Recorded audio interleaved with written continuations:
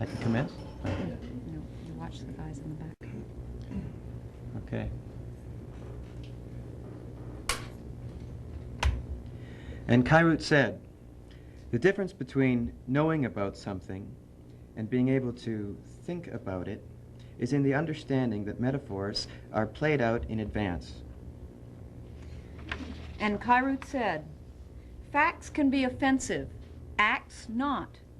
Exemplary verse, insults are offensive, murders not. Got it? And Kairut said, a guy says, I no longer want to live in my neighborhood. And another guy asks, why don't you move? The first guy replies, I can't. You don't know where I live. and the second guy responds, yes, I do. You live on 4th Street. No, says the guy. You don't know where I really live. I can't move. And Kairut said, a mind that can conceive of true independent action is receiving the city station loud and clear. And Kairut said, smart parents adopt dumb kids. Narrator's note, if you understand the above, you're too smart to be a parent. And Kairut said, one of the king's dreamers would tell of a place where the worse the reaction, the greater the desire. And Kairut said, a certain self-appointed city thinker last evening declared that the most important thing in thinking starts with an R. But I can't remember whether it's rapidity or repetitiveness. The listeners took a quick vote on it, but didn't bother to count it.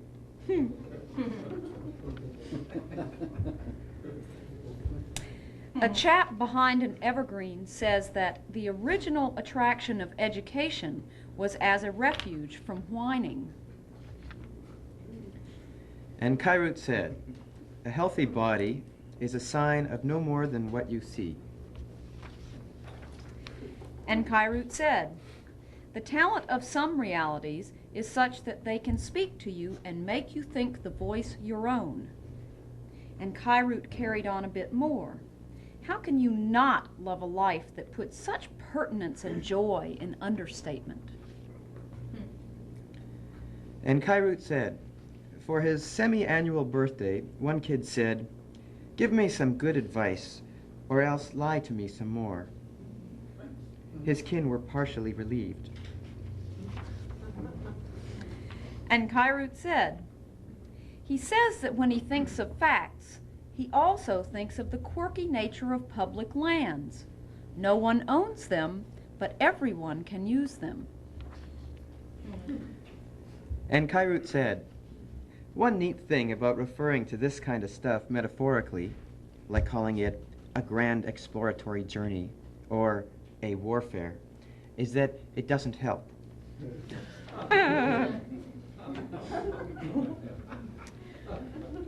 And Kairut said, this one reality decided to give its creatures a choice, but it didn't work. Then they wanted to know if they had to take it.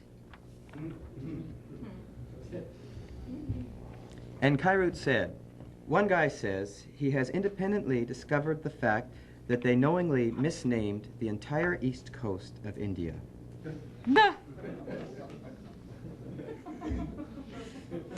And Kairut said, when it came to thoughts, this one frugal chap's motto was short and simple: recycle. And Kairut said, one kid comforted his shaky sibling with this sentence: hey, if you think nature's frightening, consider the alternative. And Kairut said, the puzzles of cause and effects will never be stilled until men realize that ships arise from the spontaneous generation of the seas. And Kairut said, in observing ordinary real life, one guy complained that it was too long between commercials. And Kairut said, this one man went to an off-the-books hospital where he had his tongue directly connected to his brain. Boy, talk about your unnecessary surgery.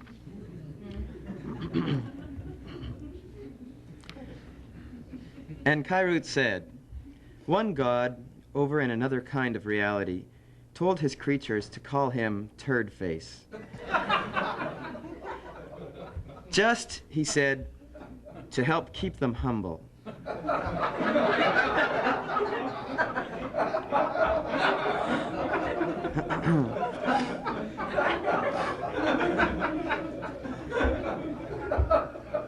And one little being said to another, I believe he meant to say to help keep him humble.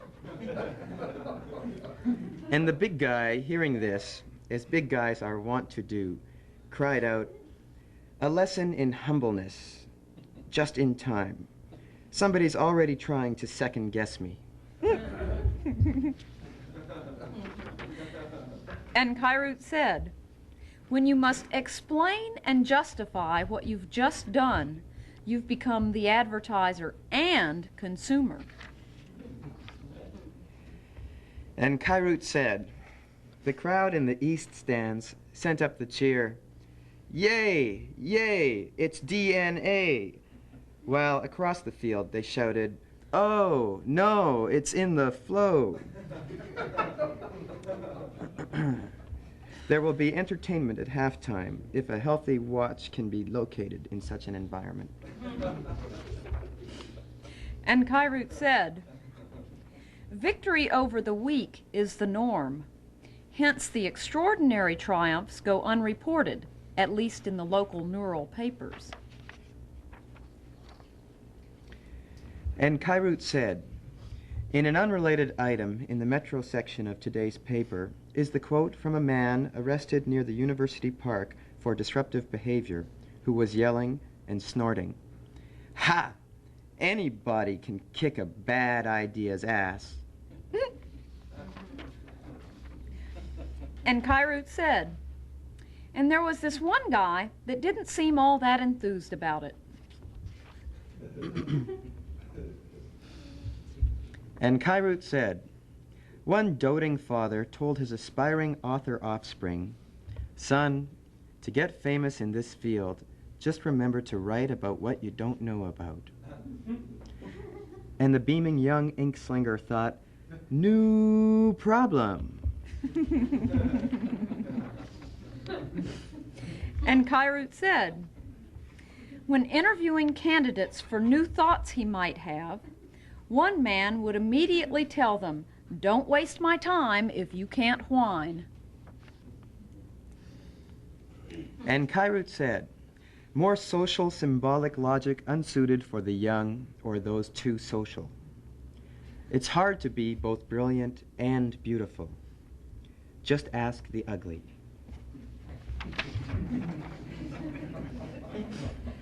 And Kairut said, the ruler of one kingdom declared his intention to wage a war on words, and a visitor mused that the monarch must be miffed by excessive verbiage. But a local replied, nay, it's not that the king is angry that the people talk too much.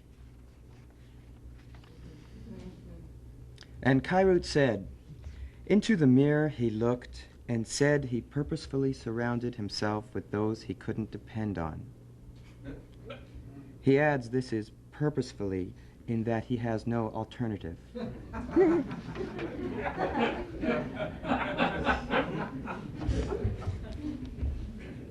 And Kairut said, if many things didn't appear to be more than they actually are, to tell you the truth, many of them wouldn't even be up to the pitiful little level they are. And Kairut said, finding his attempts to engage the revolutionist in routine conversation fairly futile, the man finally exclaimed, hey, don't you care what I think of you? And the silent subversive thought, hell, I don't hardly care what I think of me. And Kyrut said, the cause of most stuff remains suspect. In the closet, it is impossible to tell who passed the last gas.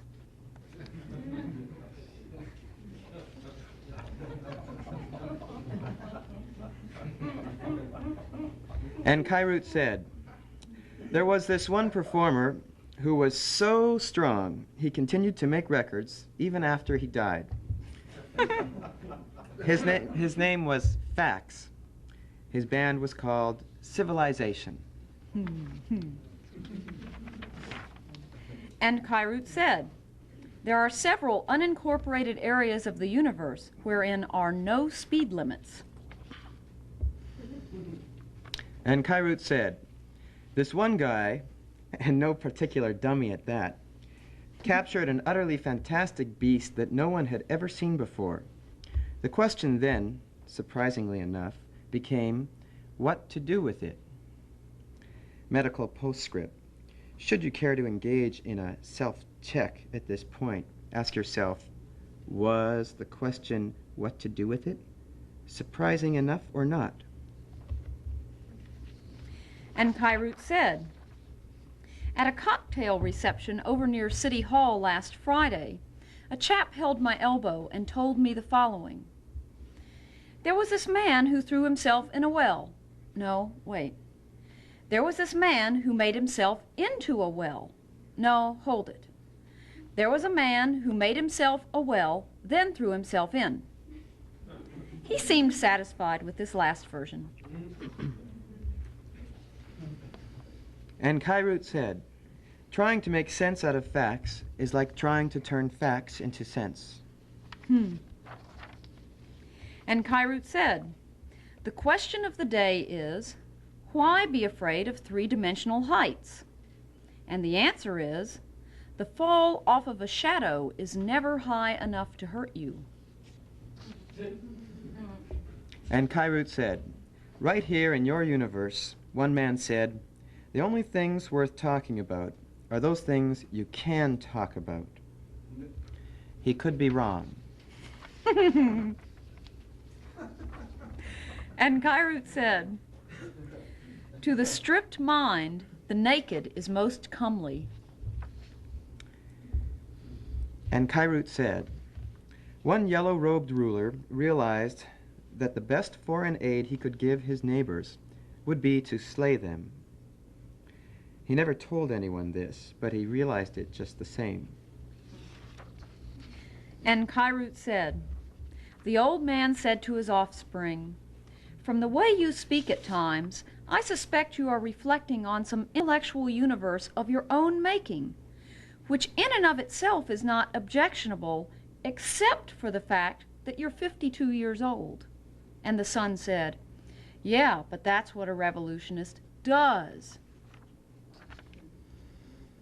And Kyrut said, if you can look and see how it's being done, you're not catching it at peak proficiency.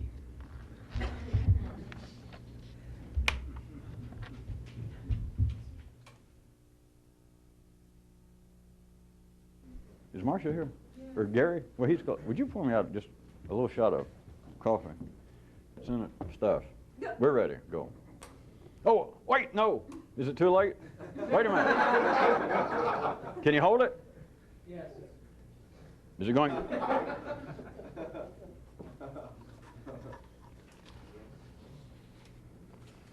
Do. Are you rolling?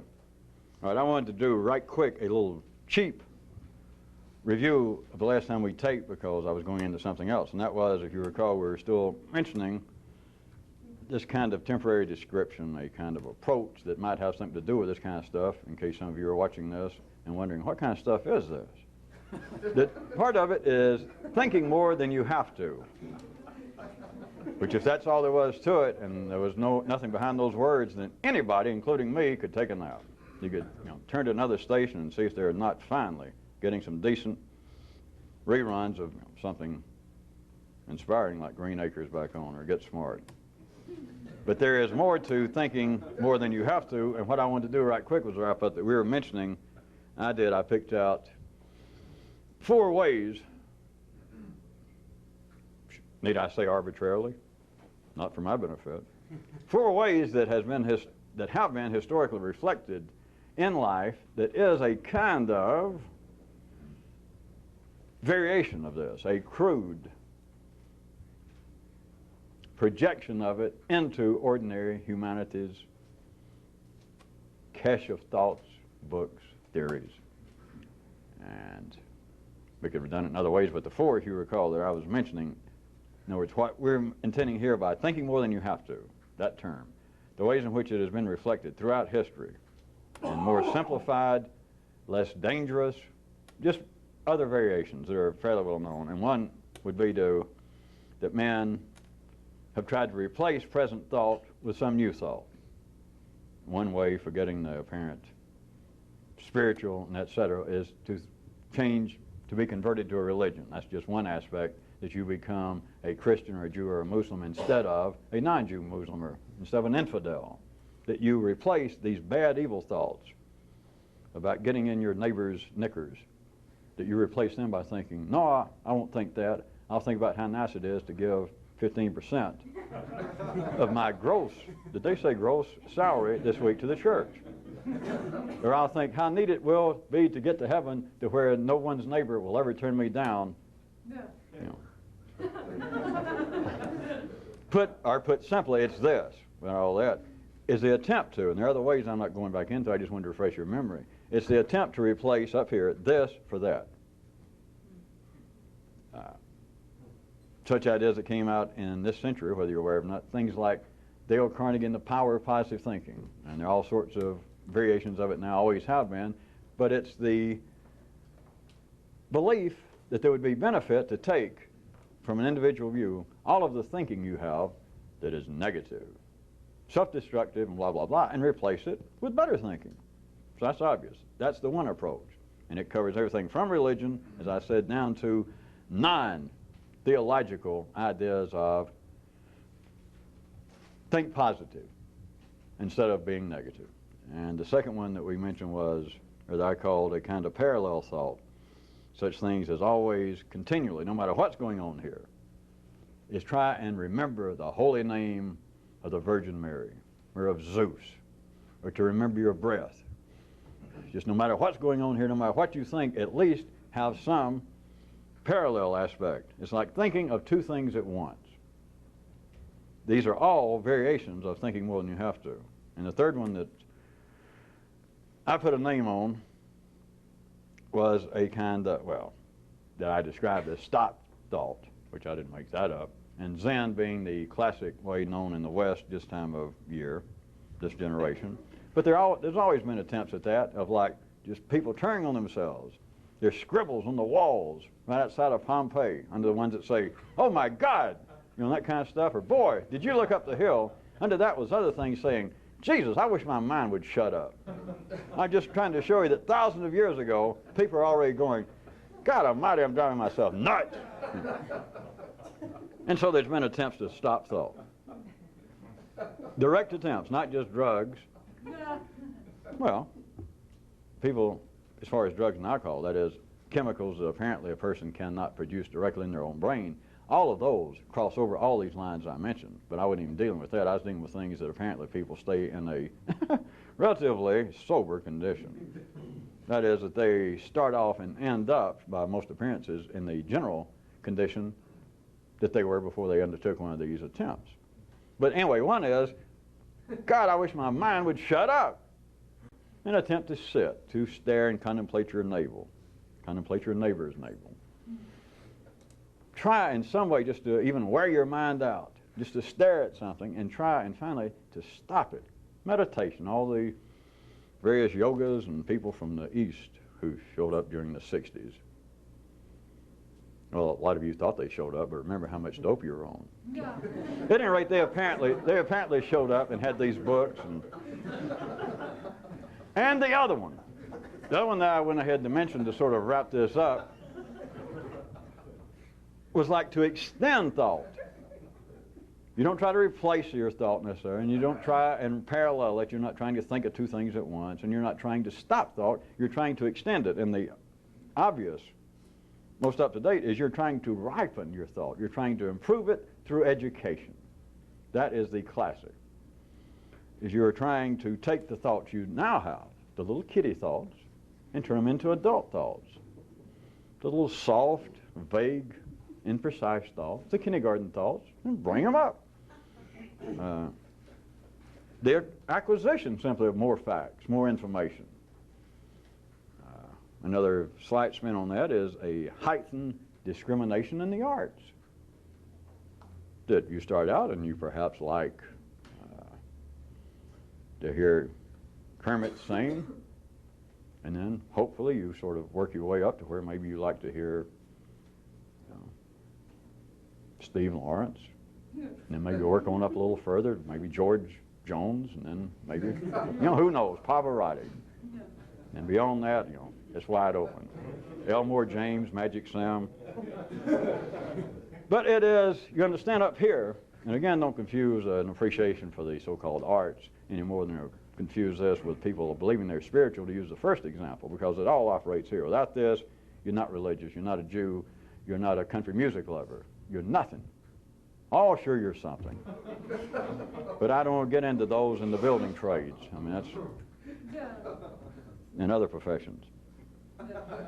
So in here, even it appears to be in the arts, not just additional education insofar as acquiring continual new facts, but you apparently heighten your awareness, your appreciation of matters artistique.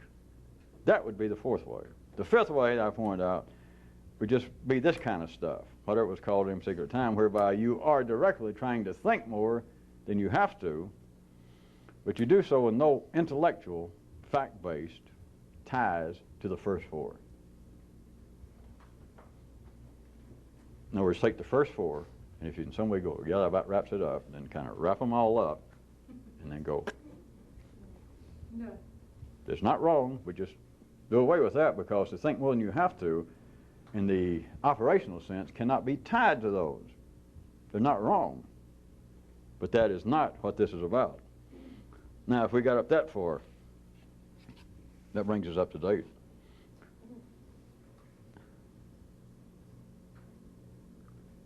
Something we hit many times verbally, but it could be worthwhile if you would take a bit of energy and consider in light of what we've been talking about, a little more specifically.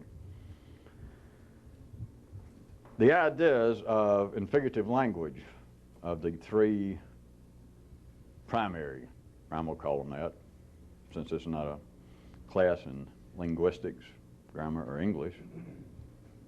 How can I be wrong?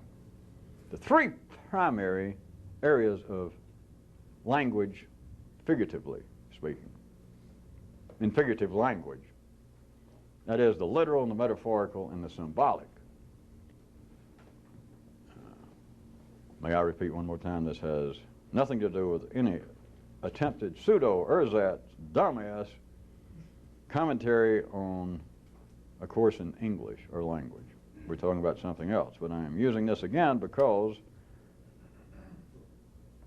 of the three areas we're talking about, the possibilities therein. But you have, in the way in which the human mind works, that which life has gone ahead and called, and we're going ahead and use it for the time being, they refer to in figurative language as literal, metaphorical, and symbolic. And quite simply,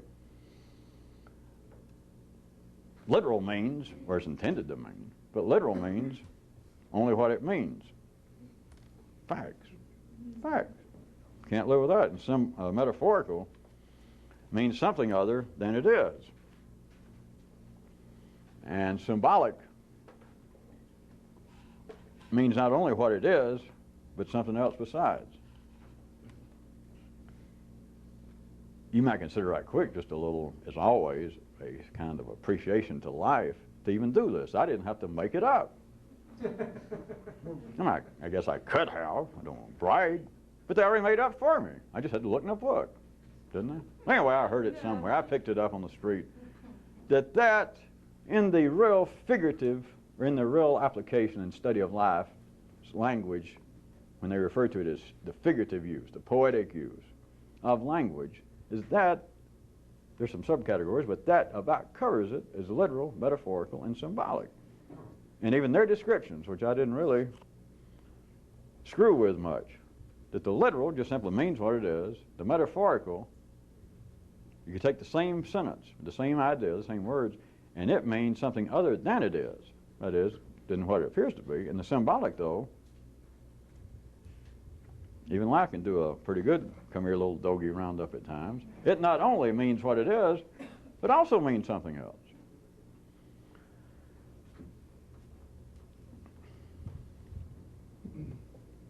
You can't teach an old dog new tricks.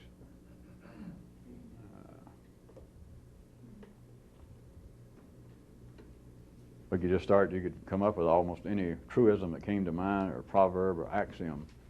But that one's a pretty good one. Literally, it means what it says. That if you were dealing with a canine breeder, and you were talking to us something about how old your dog is, and he's 8 years old, and you're saying, I'd like to teach him to go fetch the paper. Only the Wall Street Journal, that's all I read. But so you go down the street, and the guy said, well, how old is he? And he said, well, he's 7. And he says, do you realize in dog years, that's more than 7? And he just says, you can't teach an old dog new tricks, and all of you should know that. And whether it be literally true is true enough that that is literally, in the figurative language, a statement of fact. You cannot teach an old dog new tricks. But metaphorically, what might it mean? Remembering the way in which ordinary people, the city uses the term metaphorical, that it means something other than it is. So if we were going to say with a sense the idea is metaphorical, then it's not that the literal is wrong, but now if somebody says, well, they're discussing the behavior of your weird Uncle Bruno, and about how many, he's been through 3 wives, how many times he's been in jail and they can't get him to quit drinking and straighten out, and they're all knocking their head about, well, he's a good old guy when he's sober, Jesus, how's he lived to be this long? Couldn't somebody straighten him out if he just had a good woman, or maybe if we all chipped in and sent him to psychiatric camp for the summer? And somebody says, do you realize Bruno is now close to 50? And somebody says, well, and the statement might come out, well, you can't teach an old dog new tricks. Now, they're not talking about that Bruno's a dog. You understand that. They're not talking about canines anymore, but the sentence now no longer means what it means. Now it's metaphorical that it means something else, period. To look at Bruno, to look at anything and say, well, you can't teach an old dog new tricks. It's not literal. It is now metaphorical. But there is a way in which, even in the city, at the ordinary level, I don't know anybody a copyright on being able to say at the ordinary level. And just think, if you could copyright gestures, the fundamentalist preachers would be up to here in royalties. You couldn't move.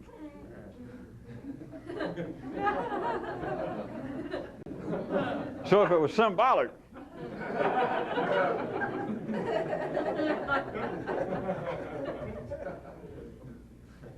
you remember the danger of buying, no, I shouldn't do that again, of buying those cheap suits that they throw away at the funeral homes.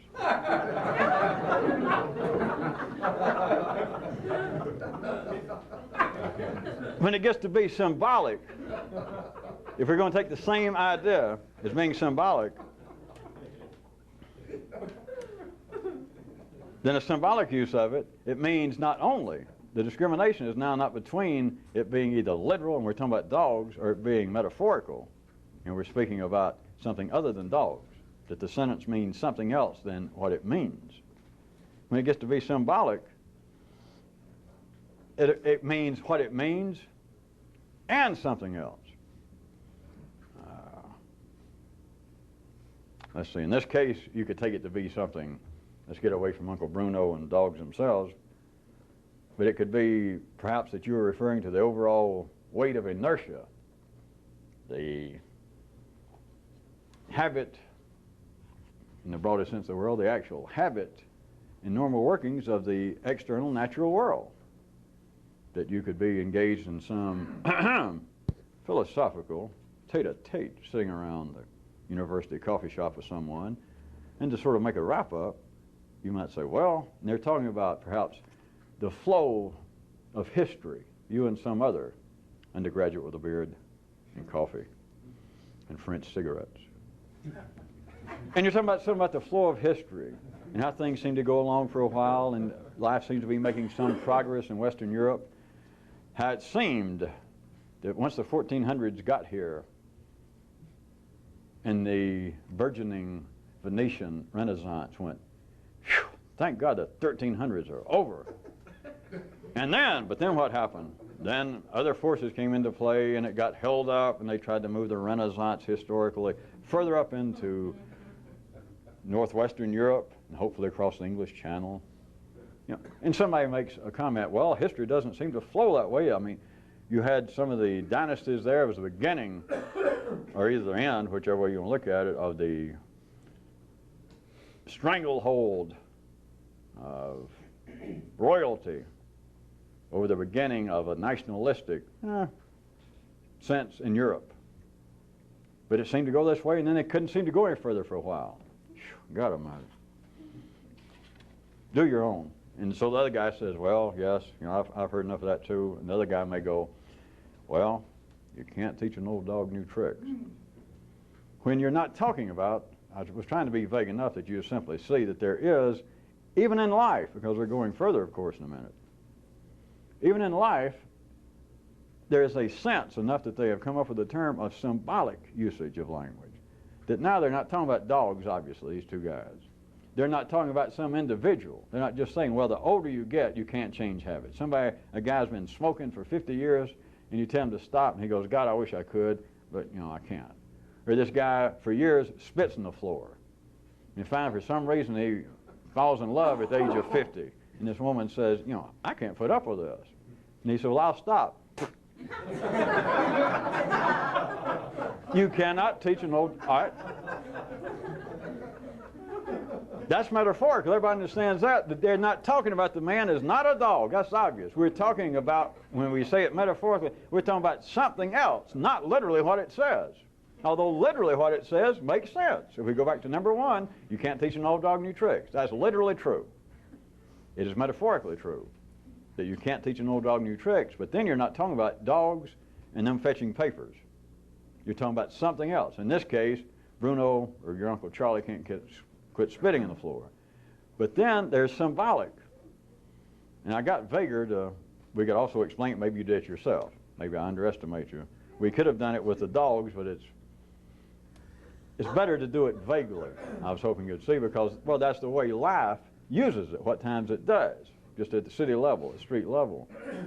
It's more into an area that you're not talking literally, obviously, but you're no longer left with just metaphorically.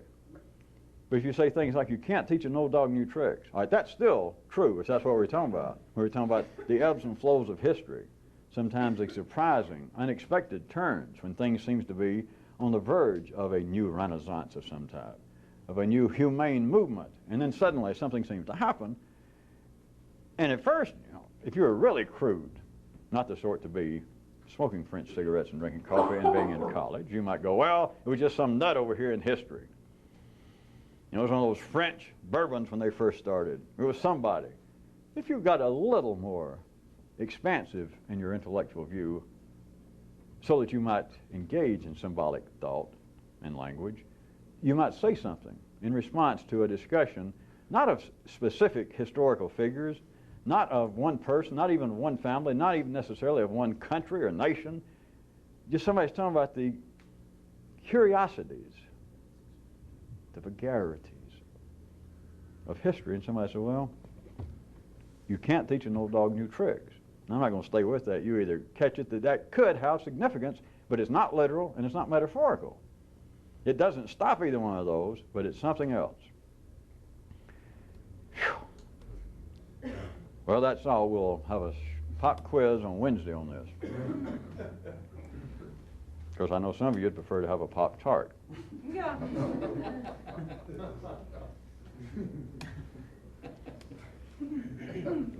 Not to get more confusing, now we have wrapped that more academic, ordinary, at least casual perusal into this area, not to get it more confusing, but then again, what's the point of all this? A revolutionist use of language and thought for his own subversive purposes.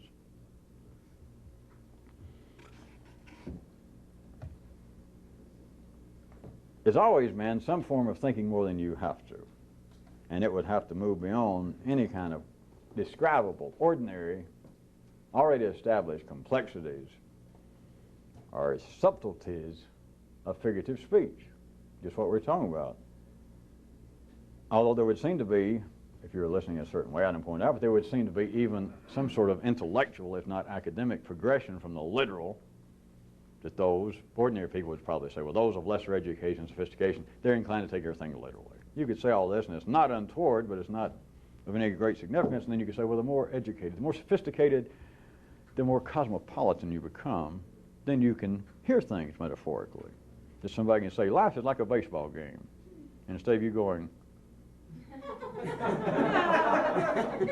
I'm not a baseball, what the hell does that mean? Are you drunk?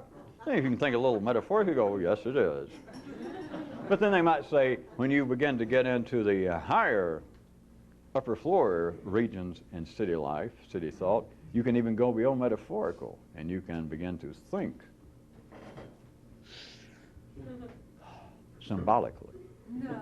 You got to be able to go beyond that, though, because that sort of apparently tiered progression is of no use because you're still in the city. You're still dealing with language within the confines that they, life, can define it. Whatever would be our intention behind calling it revolutionist thought and etc., you would have to see that, or suspect, that there would be the revolutionist sort of engaged in this kind of thing. Pardon the technical jargon. And a kind of nonstop, continuing, year-round, all seasonal, off-the-road, non-government issue attempt to always be thinking more than you have to. You would have to be able to unconditionally, unhesitatingly, unpredictably be able to switch, change channels immediately. We're not talking about talking to people for some curious reason or trying to be cute or funny, but to be able to instantaneously, without any hesitation, no analyzation, all right, no purpose, be able to change channels internally in your own neural activity from the literal to the metaphorical to the symbolic and beyond. And all within the blink of an eye without blinking an eye.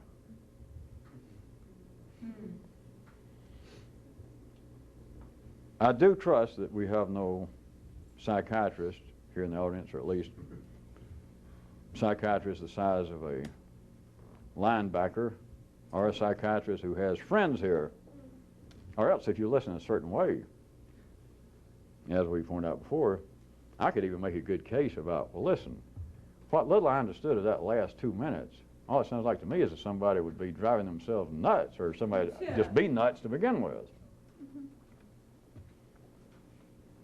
To be able to internally switch, and it's beyond this, but to switch just on the basis that I was hoping was describable and comprehensible to start with, of the ordinary use of figurative language of it being either literal, metaphorical, or symbolic, is to be able to just continually, and even this is not sequentially when I say change channels, and be able to go from one to the other, it's like all three are going at all the same time like this, and that you would be able to move down, if you understand, be like a three-layered, tiered spectrum of literal, metaphorical, and symbolic, this kind of energy running, and you could pop in at any place, one, two of them, all three of them, and beyond. But at least at that level, you could do all three, which is not even a term for that, because the ordinary mind cannot do it. And if you even try to describe in some sort of mathematical model, wherein you can conjure up mathematically ideas of additional dimensions, even that would not make any sense to the ordinary mind, because figurative language cannot be described mathematically. It cannot be described by a theoretical paradigm. Language has got to be able to be said. If somebody says, well, I can conjure up or I can prove to myself, a mathematician, I can prove that there are 11 theoretical dimensions. Where you come over here and look. No matter who it is looking, that cannot be part of the figurative language, because you cannot say what it is. You can show an equation, but you cannot say what it is. You cannot speak either literally, metaphorically, or symbolically.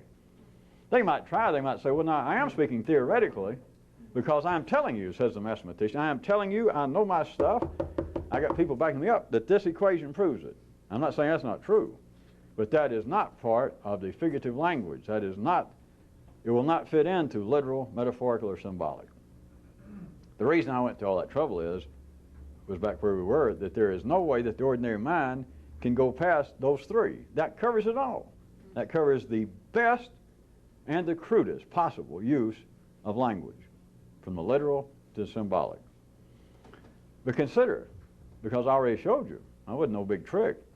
Can't teach a dog new tricks. That has three obvious interpretations. You can use it in three different ways, the literal, metaphorical, and symbolic. And so what you can do, I mean, you see that. So you can't say, well, wait a minute, one replaces the other. No, it doesn't. I mean, if you were thinking, well, you can't teach an old dog new tricks is literal, that does not stop it from being possibly metaphorical, right? Right. So they're all three running there, except the ordinary mind is always operating in three dimensions of polarized energy. It can only select one. Everybody knows that, even with all the brilliance of the R&D department at Seaburg and other places. Once you put in your quarter or 50 cents, whatever it is now, and you mash two buttons on the jukebox, nothing happens. You mash them both at one time, you can't do that. You got to mash one. So you can say, well, there are two records on there. They could play. They're both in there. But the ordinary mind can only, at any given time, you say, well, are you thinking or speaking right now metaphorically or literally? Literally, okay. But now, wait a minute. This is also true metaphorically, okay. But you see, it's got to go in sequence. You got to mash H2 or J7. But if you mash them both, nothing. It takes what you people keep wanting to call some kind of new revolutionist subversive thought. I started out trying to be reasonable about this. That you got to be able to shift. You got to be able to change instantly. Now, we've already been through that. It's beyond that. Because you can do all three simultaneously. You can't do it with no selection. Because they're all three potentially true. They're all three valid analyzations, uses of thought and speech. Right? Right. Okay. Well, why do you have to do one at a time? Well, I don't know. I never thought. Well, shape up, you dumps. I just told you why. Why don't you, well, if they're all three, without any question, all three are applicable, let's say to everything, or at least you can't teach an old dog new tricks. Yes, that's true. Well, why do you just say, all right, we're talking literally right now. I'm thinking about literally. Okay, can you do it metaphorically? Yep. All right, do them both. You can't. And I say, well, why can't you? And you can't say, but of course the answer is simple. The reason you can't is because you can't. That is why you have got to fall back on such very specific and mind-shattering descriptions as new intelligence, different thoughts, radical neuralization to be able to do it. Because there is absolutely no doubt, if you've got just ordinary walking around intelligence after hearing this a little bit, that all three interpretations, speaking again of figurative language, they are not sequential, they're not mutually exclusive.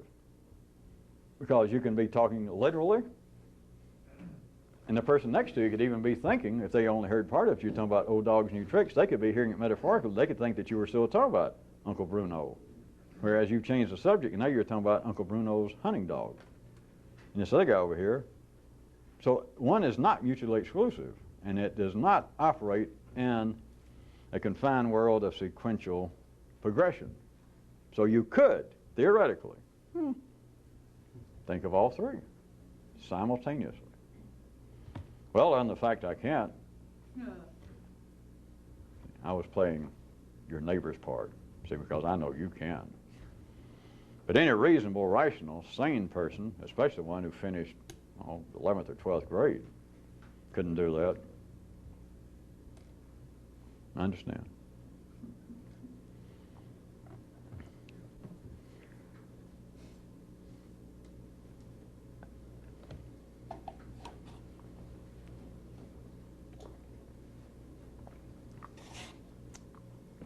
All right.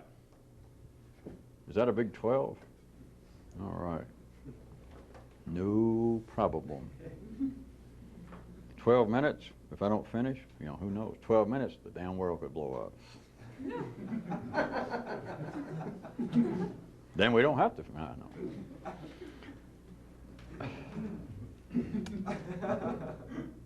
Somewhat, not perhaps unrelated.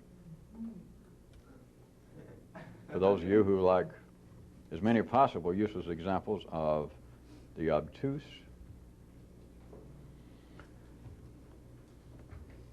what if you considered whatever new thought, revolutionist thought, the kind of stuff that we're trying to talk about, sort of. What if you consider it this way, that it is like non-localized analyzation?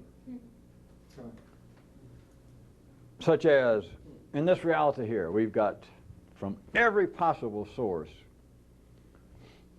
Let's jump back in religion, since it's so widespread and it's of no particular significance other than the fact that it is so pervasive and so pregnant with usable examples, literally, metaphorically, and symbolically. But in every religion of every stripe, there is the idea of man's shortcomings, of man's spiritual shortfalls, I think, most often known as sins. And you don't even have to be religious, of course, if we've been through before. If you're alive, remember what it said there that they discovered. The rock underneath, not St. Paul's. Remember under City Hall that said, you shall know the facts, and from now on out, feel guilty. So if you're alive, you're a sinner. Even if you never heard the word, you're either alive and a sinner, that is, feel guilty, or you're alive and in a home. And they're feeding you oatmeal. They won't let you hold a spoon. At least you go back on a serial murder rampage. At any rate, well, let me just use it. We're not... There's a form of this everywhere, is sin. Sin, sin, sin. And it permeates, as I said, it's not just religion, but to make it easier to start with, the idea of sin. And then it gets translated like this. And all of you who grew up in Western religions, you'll recognize this, but trust me, it's in all kinds of Eastern religions, it's everywhere. When they describe sin, what is sin? And then they say it is some kind of separation from the gods. And it can be other ways. Separations from the great cosmic forces, separations from the truth. But to make it simple so we can talk about it right quick, having 9 minutes, they describe sin, not just the specific behaviors of the, you spit in church, or that you really did go after your neighbor's wife's knickers, that the general classification, notwithstanding the individual tawdry behavior, that the real sin, the sin of being alive, the sin of being human, the sin is being cut off from God, from some central headquarters. If you're a phone junkie, it's them permanently unplugging you. You're out of touch with the center of the cosmos, with the will of God.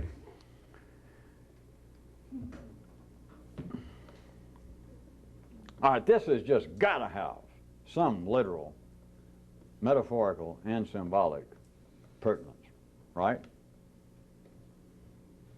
That's a cheap shot because you figure I'm going to agree I wouldn't have brought it up. But you're wrong. It's got none, and I'm not going to talk about it. Let's go to a better example. Consider what happened to Avis when they dropped... All right, let's go back to this.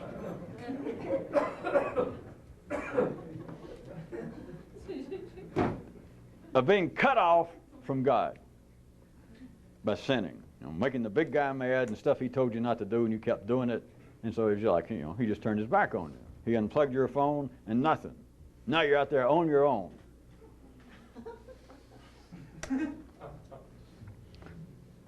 Consider now what I was trying to infer by a non-localized analyzation, which is another form, as you might guess with no great effort, kind of spin on thinking more than you have to. But in this case, I'm trying to get you to see a little more specifically that you're sort of thinking about something. In this case, I'm trying to use an example of what is it that makes people all over the world at all times come up with the idea, no matter what the religion is, no matter whether they're worshiping tree gods, whether they're worshiping frogs that live in trees, whether they're worshiping the ancestors of dead frogs, or whether they're worshiping, of course, more reasonable gods like Jehovah and Allah and the rest of the, the real up-to-date ones. It's to ask yourself, well, what's going on? But it's got to be thinking more than you have to. That is, it is a form of non-localized thought, analyzation. Perhaps put a little more specific of what would non-localized analyzation be. All right, for one thing, in this case, since we used it, the analyzation would not be from any religious or psychological or no anti-religious or psychological view. Now, does that about wipe out every possibility? Yes, it does. Thank you. It does. Unless you want to put in other examples, I was just trying to give you a whole range. But you cannot pursue thought outside the local level. You cannot do anything that would tickle the fancy of a revolutionist, that tickle your own brain. If you were thinking about this example, if you're trying to analyze it, I don't care what your background, your education, blah. If you took sin, the idea of sin as a separation from the gods. If you attempted to analyze that from any religious / and fill in, I put psychology, I'm just trying to give you a full range. But from any religious view or from any anti-religious view, which that wipes it out. That covers all possibilities. But if you can't go beyond that, your possibilities are wiped out already. You're already a card-carrying, you don't have to answer to the committee because we got you spotted already. You are a card-carrying ordinary person. You don't have to admit. We will not call you and say confess. We do not have to dig up Pope Formosus or Takamata or Joseph MacArthur. We do not require a confession. If you're alive, that is your confession. Well, wait a minute, I don't like ideas like that. I'm not religious. Oh, okay. Yes, I'm too smart to be religious. There is no such thing as sin. Ha! We don't have to even take your name. I know who you are. We don't have to say, wait a minute, from what view is that? It's not necessary to ask. Or it's to say, wait a minute, I hope you're not in some way having your tongue in your cheek or a duck in your pants. I hope you're not being sarcastic because sin is a weighty matter. It's the same thing as saying sin sucks. I don't believe in sin. That is not thinking more than you have to, and you are engaged taking the great ventriloquism of life wherein its realities speak. And for the sake of efficiency, and we know how tired most of you are, you take its voice as being your own. From any position, in this case religious or anti-religious. You cannot analyze from any sense. You cannot think more than you have to about this or anything. You cannot get beyond either taking the idea, sin is separation from the heart of the universe or from the gods. You cannot think about it beyond it either being literal, which is, of course, back normally exemplified by people worshiping either trees or 2x4s if they're more up to date. Maybe nice cabinetry work.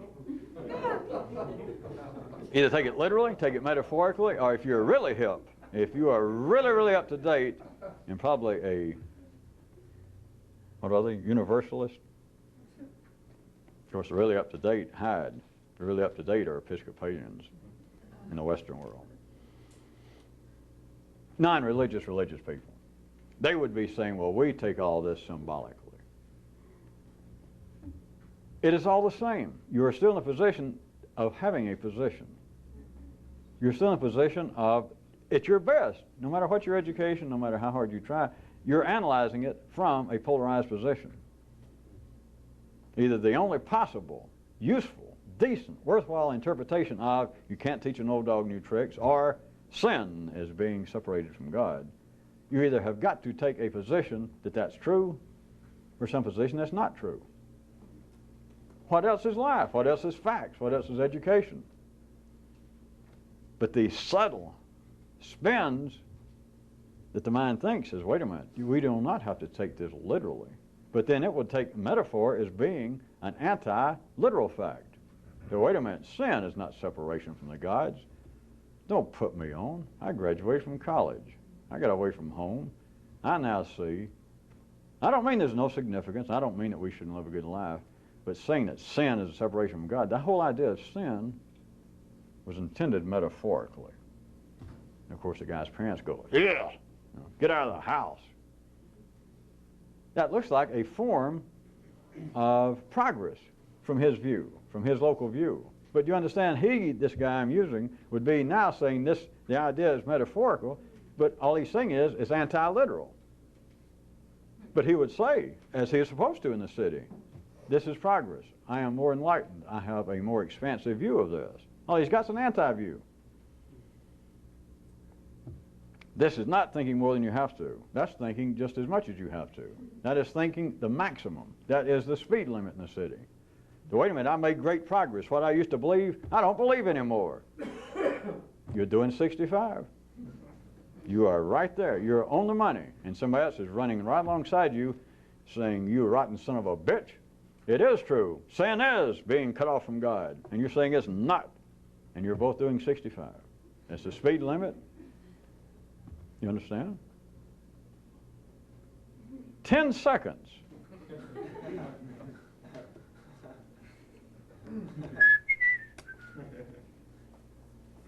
Well, it is such unpolarized, I could say.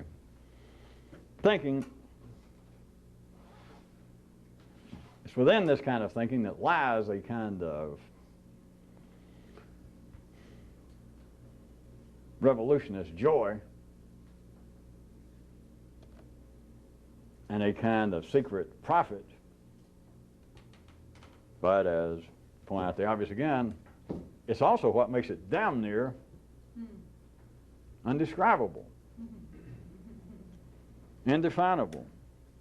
But of course, now I could point out, and thus it makes it a double treat.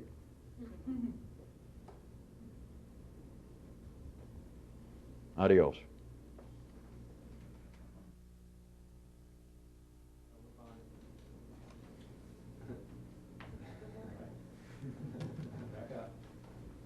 Ready? Epilogue flash, epilogue flash.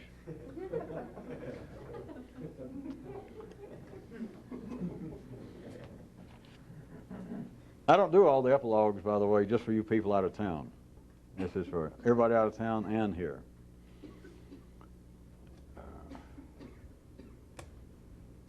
There is a quite basic, inescapable, natural drive and inclination, real specifically, both in the nervous and the endocrine systems in man, for everybody, just to automatically either feel or to want to feel that there's some intricate, important part of any group, or metaphorically speaking, community in which they spend some of their time.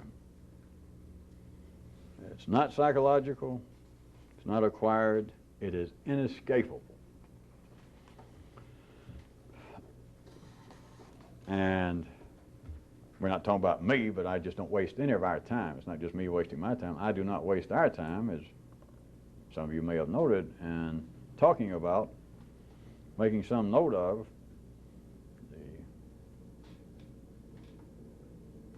the osios, the superfluous, the obvious, such as I just mentioned, that anywhere you spend your time, all you got to do is be alive and be human.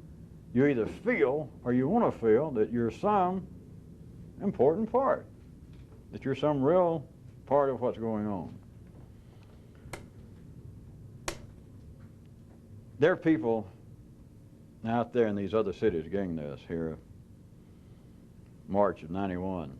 There are people out there, and some of you in some of the cities, the reports I get, there's some of you that's been out there for a year or more that I have never met you, never even said hello. There are people here, in case those of you out of town, when I specifically say I'm referring back here, there are people that here that literally, not metaphorically, but there are people here literally that we may not pass a hello but a couple of times a year. The people who are here, and I do not question, there is no doubt of some degree of their interest. Having said all that, and noting that I don't waste our time pointing out the obvious, as a side trip, some of you should already put together, in the ordinary sense, you might say the more shaky, the more unstable a group or community is in a city sense, the more they do talk about the obvious. The more you do have to whip up a sense of community. Boot camp, or what they, and as far as the services. Sorry for all of you poor suckers that missed such an occasion, but well, of cults, brainwashing, that you constantly make people feel that they're a part, and here it's just kind of, come and go. But having said all that, what I wanted to point out, that there is a reality that we should acknowledge, that even people that I've never met out there in these other cities, and people here, and some of you, we've never passed any serious conversation, which is neither here nor there from one view, but that has nothing to do with the fact that you are an intricate part of it if you think you are. And although from some greater ordinary view, everyone's fungible. You, me, we can all be replaced. You die and somebody else, comes in and takes up the slack. Assuming your death is going, leave any slack. But I don't